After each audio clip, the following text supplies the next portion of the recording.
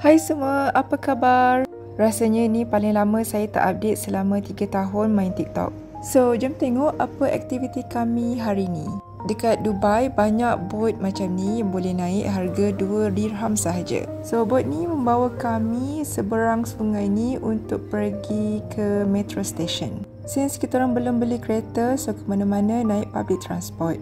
Ingat tak kat video lepas saya ada cakap satu restoran Iran yang paling lama dekat Dubai. So, kita orang pergi ke sini untuk makan malam. Daripada gambar-gambar dan duit yang ditinggalkan ke atas meja ni, dapat tahu yang restoran ni memang popular.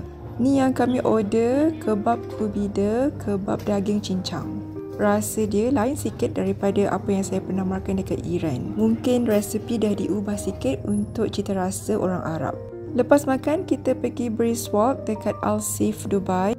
Kat sini ada banyak kedai jual barangan MRT dan juga souvenir yang boleh pelancong beli. Bangunan-bangunan dekat area ni adalah bangunan lama perkampungan orang Arab dulu.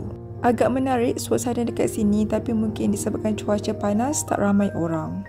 Dalam cuaca panas macam ni, dapat minum slushy memang heaven sangat. Kita orang pun tak lama brisk walk dekat situ, dah malam, esok kerja, so jom balik.